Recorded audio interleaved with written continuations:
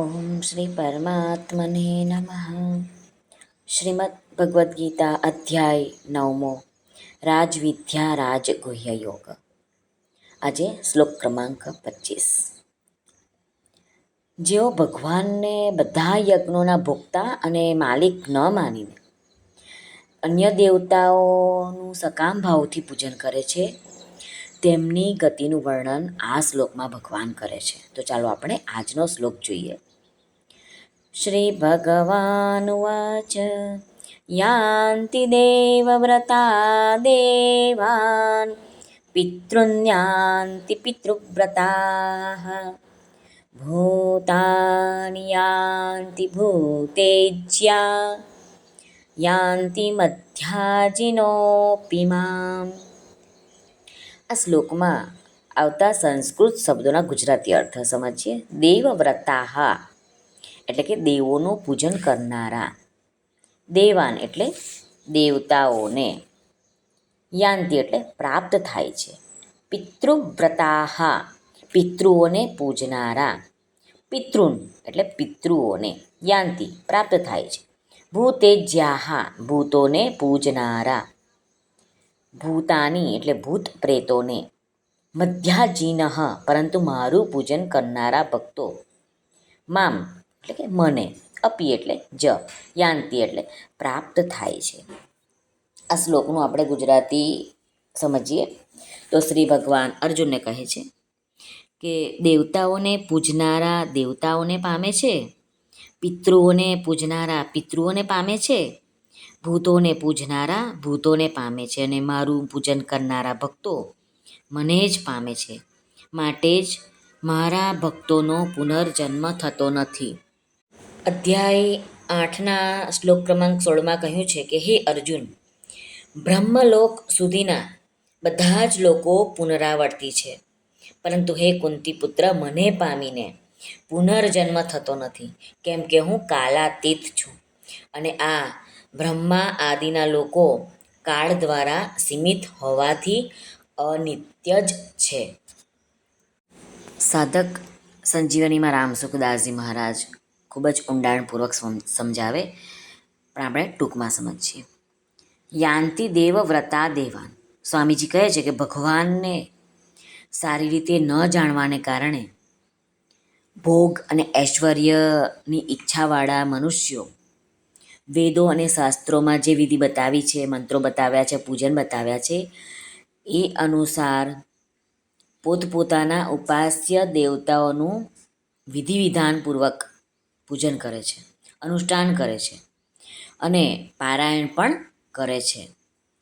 પરંતુ એ દેવતાઓ પોતાના એ ભક્તોને અધિકમાં અધિક, ઊંચામાં ઊંચું ફળ તે જ આપશે કે તેમને પોતપોતાના લોકમાં લઈ જશે. પરંતુ એ દેવતાઓના લોકો પણ ભગવાને પુનરાવર્તી કહ્યા છે. બ્રહ્માલોક સુધીના જે લોક છે તે પણ પુનરાવર્તી છે, એમ ભગવાને કહ્યું છે. આગળ ભગવાને જણાવ્યું છે કે દેવતાઓનું પૂજન પણ મારું જ પૂજન છે, પરંતુ એ પૂજન અવિધિપૂર્વકનું હોવાથી એમને પૂજનારાઓનું લાંબા કાળે એ લોકમાં રહેવા પછી પુનરાવર્તી જીવન જીવવું જ પડે છે, જન્મ મરણના ચક્કરમાં આવવું જ પડે છે. કારણ કે એમની સમજમાં એ નથી આવ્યું કે સર્વ કાંઈ ભગવાન જ છે.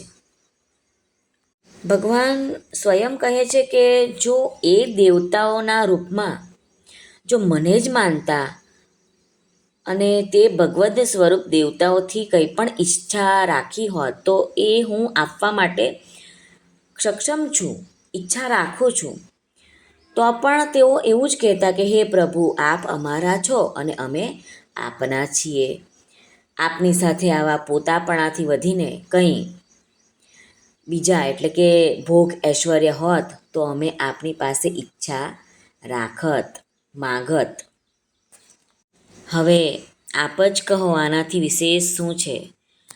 આવો ભાવ મને આનંદ આપનાર બની જાત તો પછી તેઓ તુચ્છ અને ક્ષણભંગુર દેવલોકને પ્રાપ્ત ન થાત. આમ ભગવાન અર્જુનને કહે છે.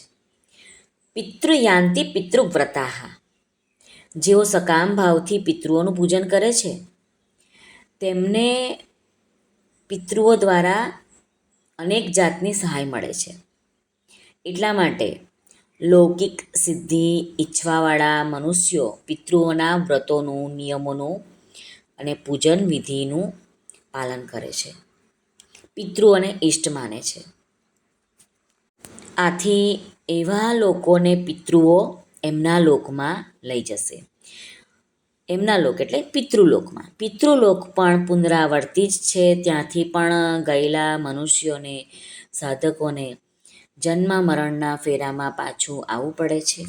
આથી ભગવાને કહ્યું છે કે મને પૂજનારા ભક્તોનો પુનર્જન્મ થતો નથી.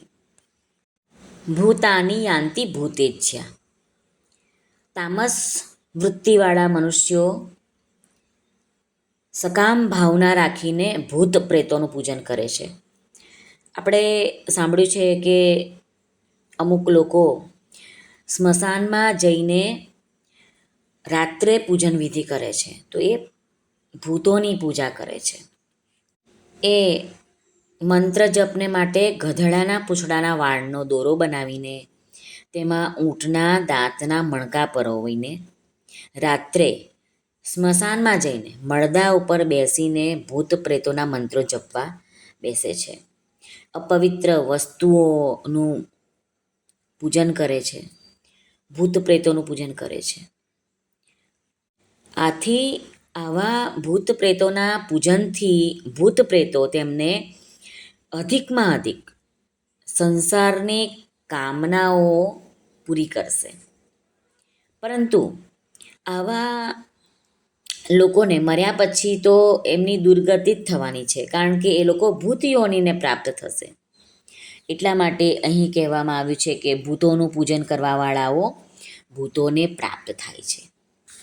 યાંતિ મધ્યાજીનોપી મામ, એટલે કે જેઓ અનન્ય ભાવથી કોઈ પણ રીતે મારું ભજન, પૂજન અને ચિંતન કરે છે તેઓ નિશ્ચય રૂપે મને જ પ્રાપ્ત થાય છે. આમ ભગવાન આ શ્લોકમાં વર્ણન કરે છે, તે આપણે ટૂંકમાં સમજ્યા. સર્વને ભાવથી જય શ્રી કૃષ્ણ, રાધે રાધે, હરિઓમ તત્સત, જય ગુરુદેવ દત્ત, જય સ્વામિનારાયણ. નમઃ પાર્વતે પતે, હર હર મહાદેવ, હર સિદ્ધેશ્વર મહાદેવની જય. સર્વનું કલ્યાણ થાઓ, સર્વનું કલ્યાણ થાઓ, સર્વનું કલ્યાણ થાઓ. શ્રી કૃષ્ણ અર્પણમસ્તુ.